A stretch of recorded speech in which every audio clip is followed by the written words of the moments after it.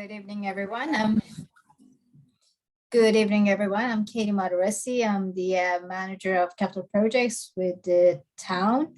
We all welcome you to our first public information session on Transportation Master Plan. We're very happy to have you here.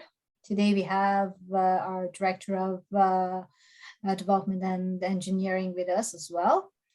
WSP is our successful consultant that is going to guide you through the process that we're going through to start and finish the Transportation Master Plan today.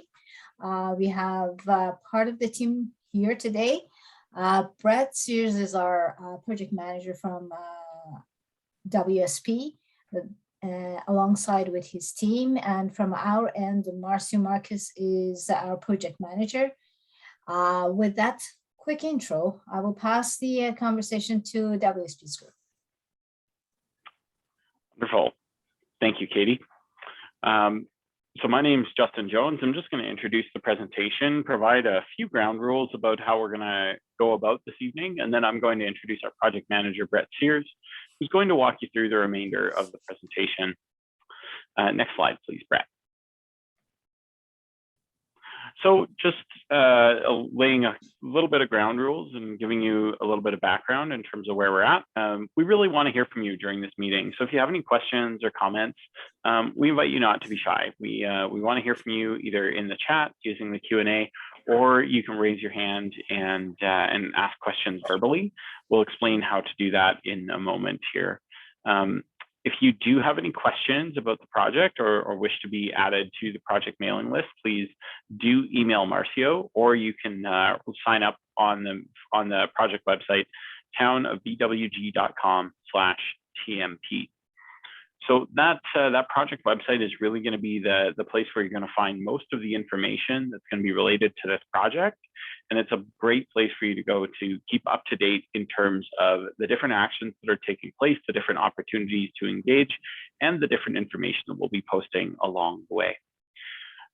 As a reminder for this meeting, we are committed to providing inclusive engagement, and that means making sure that town staff and our staff at WSP are free from harassment while we're doing our job. So we just ask that all comments be kept civil. Disagreement is absolutely welcomed.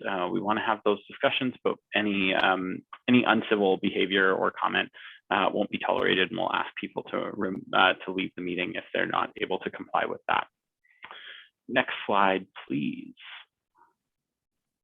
So just a little bit of the guidelines for the Zoom. So we are using a webinar platform, which means the cameras for attendees are automatically turned off for the duration of the meeting. You do have access to the chat function and the question and answer function, though. In the chat function, we would ask that you please just try and keep that to comments, things you'd like us to know about, responses to any questions that are posed, those kinds of things. If you have specific questions, we would ask that you pose those using the Q&A function in Zoom. The reason that we'd prefer you post them in there is that it provides us a better opportunity for us to compile those questions and post them on the project website following this meeting. If you would like to speak, you can also use the reactions button and use the raise your hand feature. Please do note that any comment that you make while you're speaking will be recorded. This presentation is being recorded. So if you do not wish to be recorded, then please just enter your comments in the chat or in the Q&A, and we can read those questions out and then provide a response. Next slide, please, Brett. So the agenda for this evening is we're going to go through welcome and introductions, which we've already done. We're going to go through what a transportation master plan is. We're going to provide a little bit of context about the town as it is and the process. We're going to go through a Q&A session after that. We'll have an interactive activity to talk about what the vision for the transportation master plan should be. We'll then engage in another Q&A session. We'll have an existing conditions assessment discussion, and we'll have one more Q&A at the end before we wrap up with a summary of next steps and where we're going with the project. So lots of opportunities through this discussion for you to ask questions and hear from our team. Next slide, please, Brett. So I'd like to begin this evening as we get into the formal part of our agenda with a land acknowledgement That is that we respectfully acknowledge that the town of Bradford, West Gwillimbury is situated on the traditional land of the Anishinaabe people. The Anishinaabe include the Ojibwe, Ottawa, and Potawatomi nations, collectively known as the Three Fires Confederacy. We also acknowledge that the Wendat and the Haudenosaunee First Nations have also walked on this territory over time. In times of great change, we recognize that now, ever more than ever, the importance of honoring Indigenous history and culture, and we are committed to moving forward in the spirit of reconciliation, respect, and good faith with all First Nations, Métis, and Inuit people. As representatives of the people of the town of Bradford, West Gwillimbury, we are grateful to have the opportunity to work and live in this territory. Next slide, please, Brett. And with that, I will turn it over to Brett Sears, our project manager, and he's going to walk you through the remainder of the presentation. Brett, take it away. Thank you very much, Justin, and good evening, everyone. It's my pleasure to be with you. We'd like to start off our presentations on transportation master plans with a slide similar to this one to get everyone on a level playing field in terms of what is a transportation master plan and what it is not, just so we can kind of set some expectations. So we are here to talk about all modes of transportation: walking, rolling, cycling, transit, cars and trucks. It's a long-range plan. We're looking out decades into the future to try to be proactive, to set up your community for success so that people can move both now and into the future, with a focus on the future growth. And this is a living document. It won't be set in stone and never reviewed again. It's one that we're trying to put the best information that we have today into this document to plan for the future. And we're going to leverage the good work that the town and Simcoe County have been doing and have already completed to help make this transportation network as efficient as possible. It really is a long-term vision, and we see as a way to enhance the quality of life in your community. A couple of things that it is not, though. It's not a detailed design for a specific project. It's not an authorization to proceed to construction. I once was at a transportation master plan meeting, and the person came up to me and said, "When's the bulldozer coming?" And so the bulldozer is not coming right away. There would still have to be a process where you'd go through a detailed design. You'd have to have council approval and council budget, put money toward before something is actually constructed. But this is a plan to try to identify for different modes of travel what to do first, or just an order of priority. And it looks town-wide. So it's not a plan for localized issues like on your specific street necessarily. We might not be addressing that. We're looking at solutions that go town-wide. And we do this under a process that's called the Municipal Class Environmental Assessment process, which is used throughout Ontario for infrastructure projects. And our role is to fulfill phases 1 and 2 of this process. The first one we're looking for some help from you tonight is to identify the issues and opportunities with travel in the town so that we can then look to the future and consider future alternatives for how to address mobility into the future. We don't want to just have one idea or one way. We're going to look at different alternatives, analyze different alternatives in order to come up with a preferred solution. That would be the subject of our second public meeting, which we expect to be in the spring of next year. And we hope to finish the report in the first half of next year, the beginning of summer of next year. A little bit of the context for this plan. Even though we're talking transportation, we're not here to reinvent the wheel. Some work has already been done. The county has a transportation master plan that's currently being updated. Your town has a trail system master plan, official plan, which is the guiding document for the entire town, as well as council has a strategic plan with priorities that we're trying to leverage and address through this plan, our transportation master plan. We also look to best practice and design guidelines. One of them on the screen, WSP was heavily involved with, the Ontario Traffic Manual Book 18 on cycling facilities. So we were the lead authors of the recent update that's come out this year for that document. There's other documents on the screen that are Ontario specific or even Canada specific. So we want to use best practice in our recommendations for the Bradford West Gwillimbury. We also want to consider how people travel today and use that as a springboard to look to the future. And from the pie chart here, and it's probably not a surprise to you, but the majority of people are traveling by car.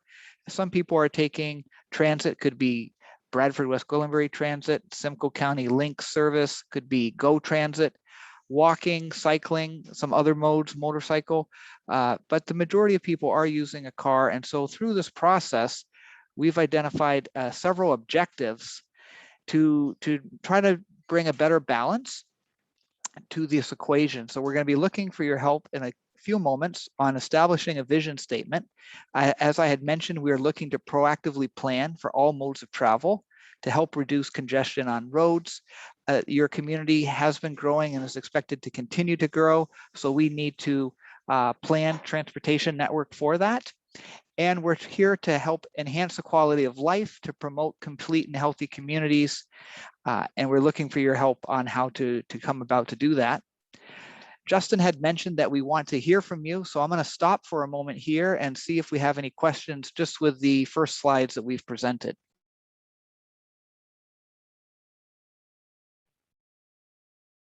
So just as I mentioned before, if you have any questions, please pop them in the Q&A. I do see that there's a comment in the chat about Bradford has its share of farm equipment on its roads. That's definitely something that we are considering moving forward, and that's great feedback. We appreciate that.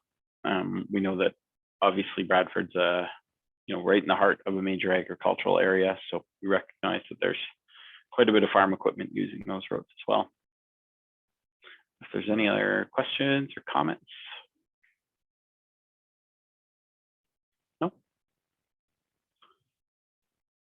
Okay, upwards and onwards, Brett. We'll have lots of opportunity. If anything hits you, feel free to type it in the chat and we'll get to it at our next little break. Thank you, Justin. So I'll continue on.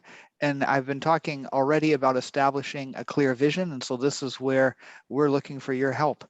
As part of our environmental assessment process, we have to have a vision statement. So we have a draft one that's on the screen, and it reads, the Transportation Master Plan, what is it about? It's about creating opportunities for everyone and everything to move safely and efficiently around town, whether by foot, pedal, transit, or vehicle. That's our draft statement. That's the vision that we're casting here, and we would like your input to that. And so we're going to ask you to interact with us. And I'm going to go ahead and once again be quiet and let Justin explain how you can do that. It's shown there on the screen, but Justin can also explain it to us. Justin? Yeah, so there is two different options for you to interact with this slide. But what we're looking for is we're looking for what words or phrases you would like to see included in the vision statement. So just if anything's missing out of this or anything you'd like to see highlighted, we'd really like to hear about that. So you can go to menti.com and you can enter the code 54718182, or you can use your phone and you can open up your camera, and this is where things get kind of magical. You can use your phone, open up your camera and point it right at the screen. And if you hover it over the QR code, it will automatically bring up a link for you to open the Menti web app. And once you're there, you can enter in the words or messages that you would like to see included in the vision statement. If there's anything that you think is especially important that was maybe not included, you can throw that in, and we'll show what the word cloud looks like, both from as a combination of this session and the session that we held at 5:30 today as well.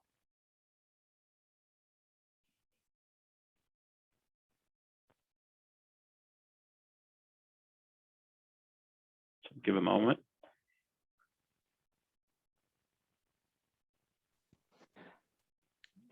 Do you want me to stop sharing, Justin, to? It's okay. We can leave that up for now, Brett. Okay. And we'll get once we get a few more comments in, then I can always take over sharing and then send it back to you. Great. Just, there's a comment here just about about how it would be great to have more frequency of town taxi to the Reagan's Industrial Park in early mornings. I think we're going to get to those conversations, and GO train frequencies from Bradford to Toronto and back. Those are great comments for us to take into consideration as we move forward. There is a question that was posed here, and it is, when is the widening of 10th Side Road from Holland Street to Brookview Drive planned to start? It would be outside the scope of the transportation master plan, but it's definitely something that we can pose to town staff if they have an answer there, but otherwise we can just move on. Just have a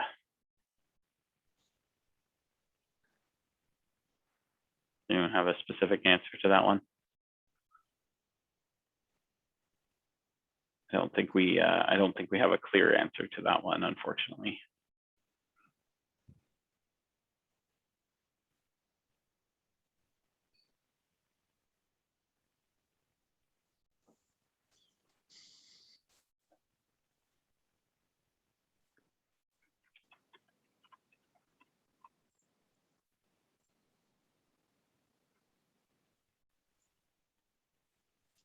Justin, maybe I could weigh in on this one. I think this is I think what you're talking about is between line 6 and Highway 88 or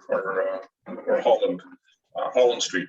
That work is to that's part of the Southwest Arterial Road reconstruction work that will be commencing next year. The section in particular north of line 6 likely would be starting towards the end of next year and then into 2023 by the time it would be completed. There is there's specific works that we have to do on that section of road that for environmental reasons needs to be done more in the fall and through the winter time. And if I may add to that, I just wanted to clarify the intent of the work is to realign and facilitate the connection points rather than widening. We're not increasing the number of lanes, we're just realigning and making it more accessible and properly done and safe. Okay. So I'm just going to show the results of the visioning exercise here, so you can see definitely transit and cycling. Those are kind of the big ones. Those have come up many times over the course of the discussion. Also seeing some accessibility, sustainability, enjoyable, boat. That's a new one. Goods and services, effective, efficient, good, recreation, integrated, healthy, inclusive. These are all definitely good things for us to take into account as we move forward and draft a vision that meets the needs of the town. Okay, Brett, you want to take screen share back?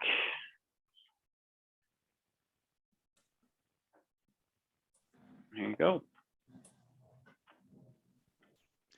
Thank you, Justin, and thank you everyone for participating in that. And like one of the benefits of having multiple sessions is that we can see some commonalities or we get new ideas, right? So we appreciate that, your input there. As we go on with the presentation, wanted to address the topic of complete streets. Here's a technical term we use, but really what it's saying is that we want to design for all ages and abilities so that people can travel regardless of their age or ability by any mode that they choose. And what we found, like in the decades after World War II, oftentimes the transportation network, the road network, was designed from the middle of the road out. And so there was plenty of accommodation for cars and trucks, but less so for any other mode of travel. And in the 21st century, the pendulum started to shift back to provide a greater balance. And we've been thinking about the most vulnerable user first instead of last, and designing from the outside of the right of way, like the land that the town owns for the road, in. And so we start first by thinking of the pedestrian or the cyclist, transit riders, we're always going to have space for vehicles on the road, but we don't want to forget about the other modes of transportation. And because those are more vulnerable, we're thinking of them first and coming in. And we're always going to be looking for a context sensitive design. We work in a number of places in Ontario, but we want to make a solution that's appropriate for your community. And we're happy that you're here with us tonight to help us make it that way. And so right away, again, Justin, we're happy to take any questions and answers, either about that vision statement or complete streets. And then the final segment of our presentation, we're going to be reviewing the existing conditions in the town, and then we'll have additional question and answer at the end of that. So there was a comment that came in, just better timing of lights on Holland Street. So that's something that we can take into account. And we'll just wait a moment if there's any other questions. If not, then we can always move on.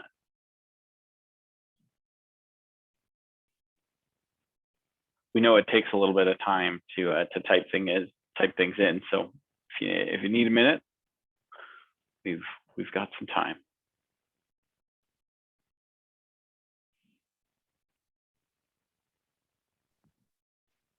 And then we have a comment here, Justin, to reduce speed limits on residential streets to 30 kilometers an hour. And certainly we've seen that in other communities in Canada, and we'll make note of that.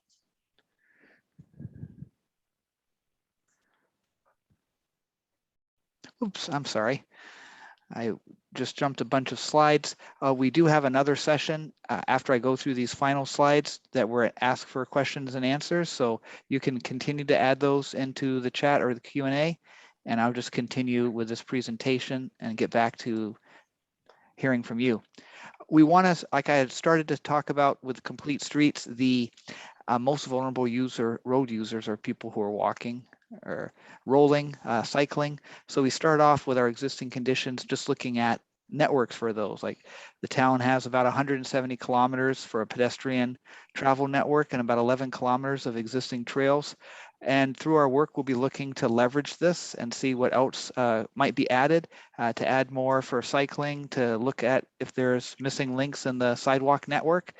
This map is showing town-wide, and to one person's point about farm equipment, like the area of Bradford, West Gwillimbury is quite a bit larger than just the urban developed area. And so there are, of course, as Justin mentioned, a number of farming areas as well in your town. And our next map, we just tried to zoom in on those developed areas because that's where most of the infrastructure is located for walking and cycling, just to show what is available. And we put in also a couple of slides just about types of active transportation and the benefits. And so here we're talking about benefits.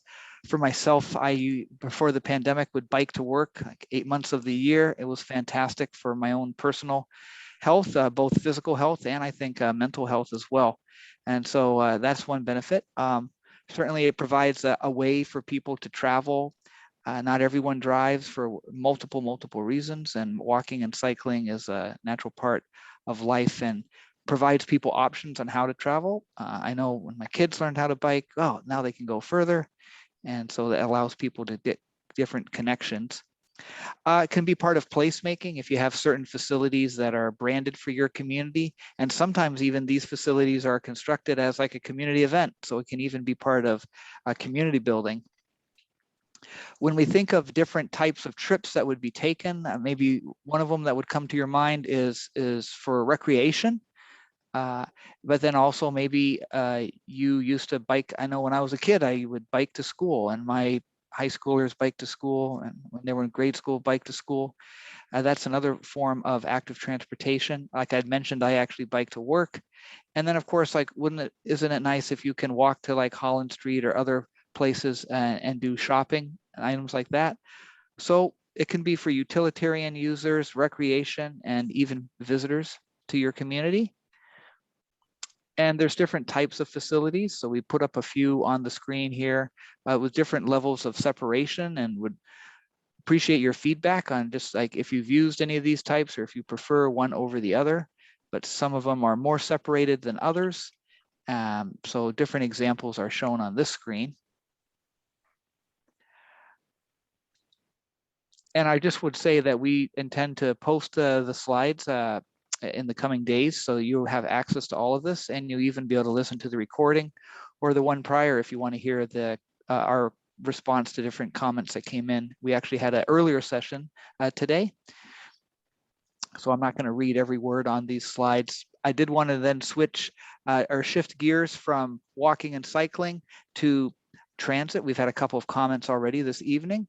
And there's multiple options actually for transit in Bradford, West Gwillimbury, beginning with your local transit service, BWG Transit, with 2 conventional routes. I mean by that, like your typical bus that you might think of when you think of transit, but also, and someone had commented on this a couple of times, I think, the taxi to Reagan's Industrial Park, and also taxi to the GO transit services are available.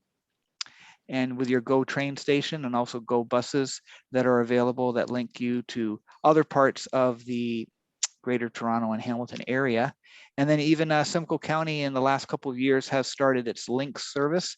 And for Bradford, it links you to Alliston and New Tecumseh. And we have just a little analysis here of the trips. We don't have the data from the Lynx service to add to this, but generally, like more than half of the transit trips, a little bit more than half are related to GO Transit.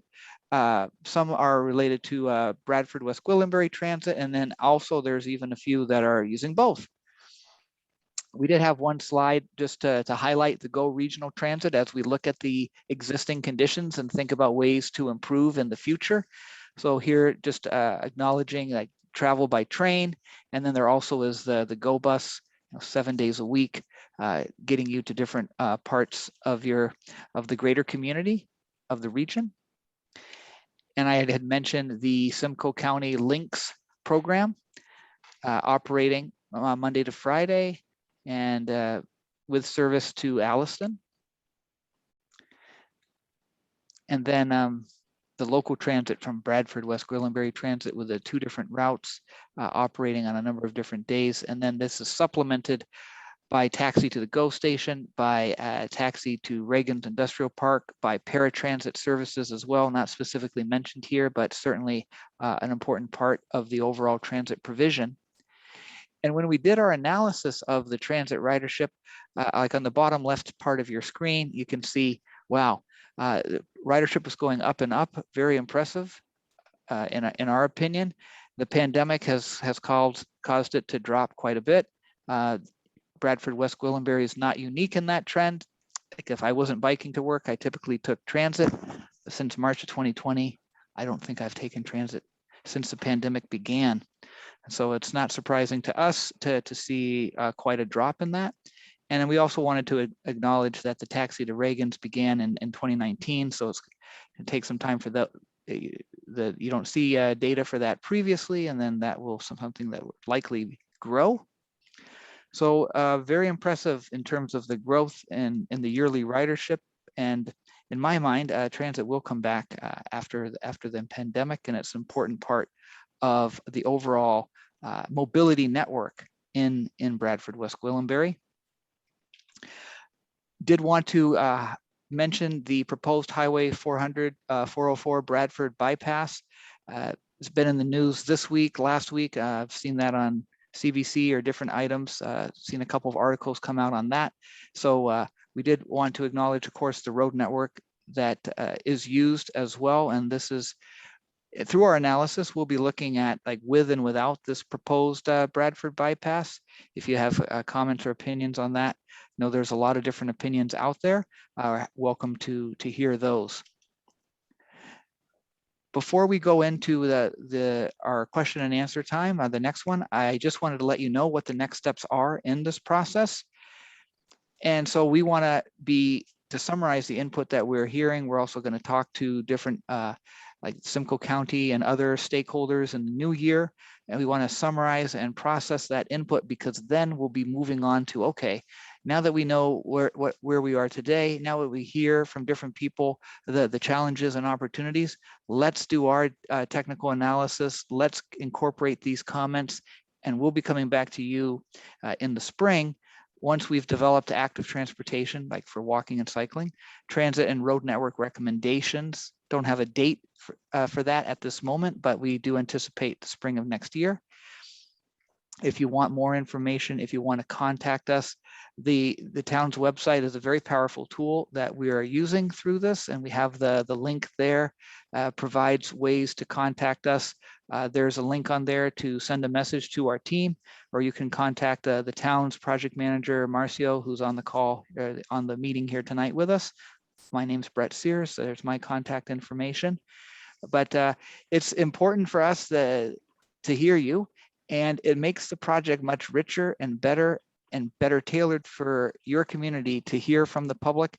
It makes our job much more interesting and meaningful if we know that we are being able to interact positively with the public, to incorporate those types of feedback that will help us shape, like I said, a context-sensitive plan. We're not here to provide just a cookie cutter, although I love cookies.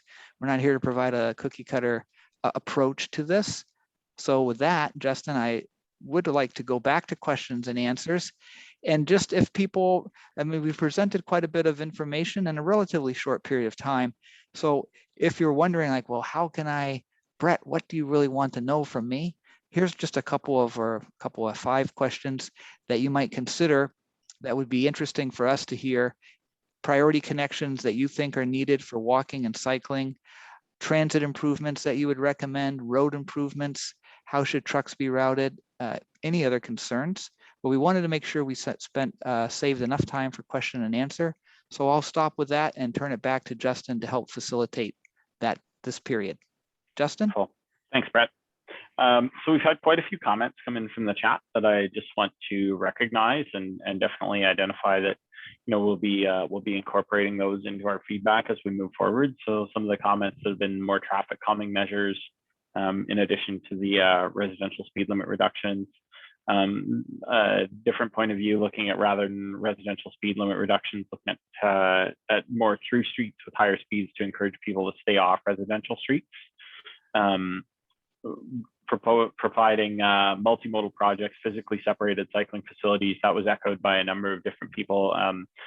Folks saying cyclists are largely riding on the same road as cars, that a lot of the trails are more for kind of families and kids, but need safe bike lanes for because motorists aren't very kind is the term. But I mean, I would say that most motorists are pretty good, but you know, it only takes one.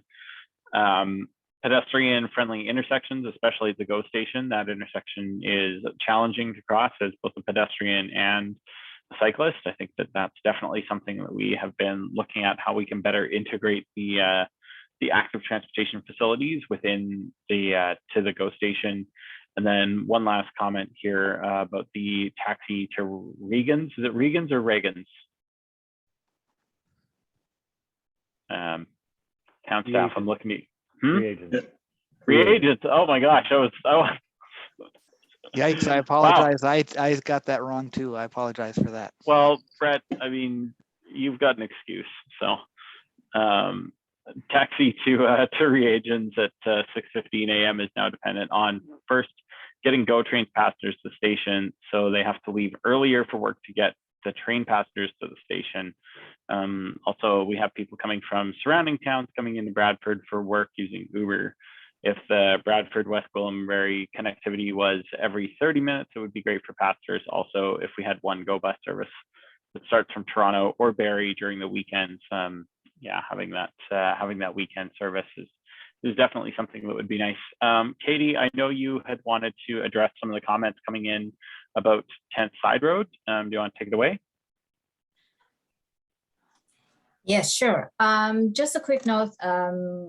We see it on and off, people asking about the questions, their timing, and when it's planned to start, what's included in the projects. 10 Side Road is a very good example of that. It's been on the books for quite some time and people wanted to know when it's going to happen, how far we are. A project, just a quick note on that, a project is almost complete.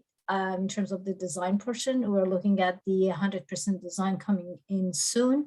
The aim is to start the tendering next year, sometimes in June, Feb, and going to construction by the end of March, around April, better permitted.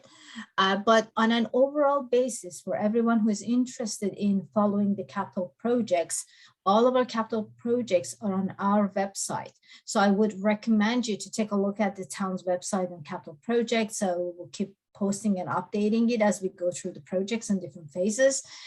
This transportation is also there. So you wanted to get in touch with us, that's the way to go. You want to know where we are in the project, that's the way to go. You have questions about it, that's the place to put your questions in. So that's one of the best line of communications with us.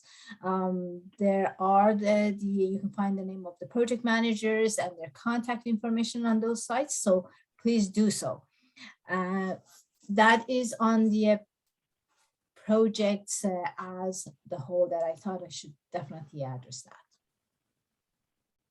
Thanks, Katie, for that context. Really appreciate it. So we have a couple of questions that have come in. The first one I think is kind of out of scope for a transportation master plan, although I'll put it to Brett and town staff. Can you possibly identify free public parking locations in Bradford for overnight parking, especially in winter when street parking is not permitted? Yeah, I would say, Justin, I mean, that's a comment that we can take on board. I don't have a specific answer for that right now. Like, we're looking here tonight, like for solutions or ideas from people. So we don't have recommendations here tonight. I don't know if anyone from the town wants to comment on that item.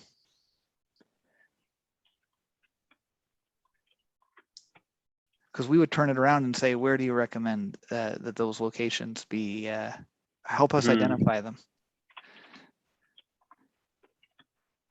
There is overnight parking at the leisure complex for residents. They need to contact bylaw to ensure that their car doesn't get ticketed. Contacting bylaw, they'll give you areas in town that's available. There you go. Another question here. This one's probably a little easier for us to answer. When approximately is the master plan expected to be completed, and when will we see it come to fruition? Brett? Yeah, so we're trying to complete this project in the first half of next year.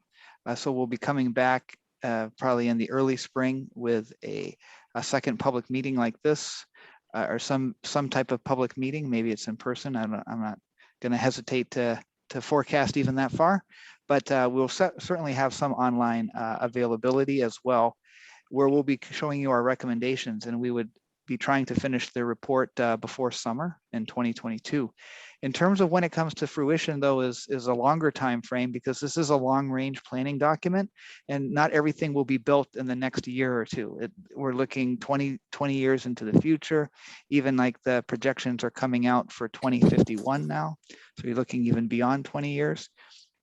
So it's not going to all happen overnight, but we will have an implementation plan to recommend for different modes of transportation, what like the somewhat of a priority order, and then your council would be providing the budget, and sometimes priorities change, but they would be providing the budget to implement the recommendations. And there is just another couple comments in here about the timing of traffic lights on Holland Street, and fixing the timing of those lights so that intersections are accommodating pedestrians and cyclists through street design that slows down traffic through that corridor, including potentially like raised intersections, and increasing mixed use design to improve walkability and accessibility. And you know, parallel to the transportation master plan is the Holland Street environmental assessment that is just getting underway, and I can let Marcio speak to that as well. Thank you, Justin. Yes, so I'm also working on the Holland Street environmental assessment project, and similar to the transportation master plan, they will be both running concurrently, and they will both have a lot of public participation. We are planning for our first public information meeting similar to this with a lot more context, of course, starting sometime in February of 2022. And those invitations will be going out to the public through mail and social media and online and our website to request that you participate, similar to how you have done today.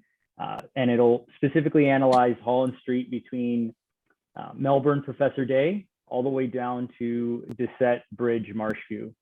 So it's a very long corridor. It's about 2 kilometers long, but it'll take into account pedestrian friendly areas, also signal timing, and we'll be looking at street configuration as well. So I do ask that you visit our website. It will be updated within the next week or so with more information on the Holland Street EA.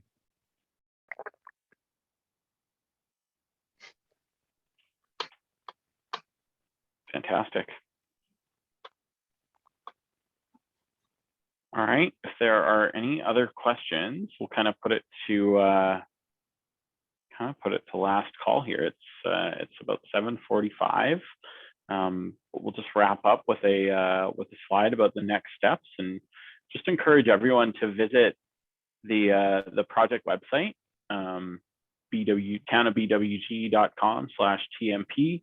It's going to be your best source of information as this project rolls on. It's going to be where we're going to be updating folks about opportunities to engage, whether through online platforms or in-person participation like this, where you can, kind of interact with the project team. The next steps are to summarize and process the input received, develop active transportation, transit, and road network recommendations, and then deliver the next public information center for this project in the spring of 2022. In the meantime, you can sign up for updates on the project. You can send questions or comments. There's a button at the bottom of the page where you can submit a question or comment, and that will automatically send it over to Marcio. And you can also email Marcio or Brett with any comments, questions, concerns that you have about this project. And we will continue our technical work while also preparing for additional public consultation to ensure that we're delivering a transportation master plan that meets the needs of the town of Bradford, West Gwillimbury today and well into the future.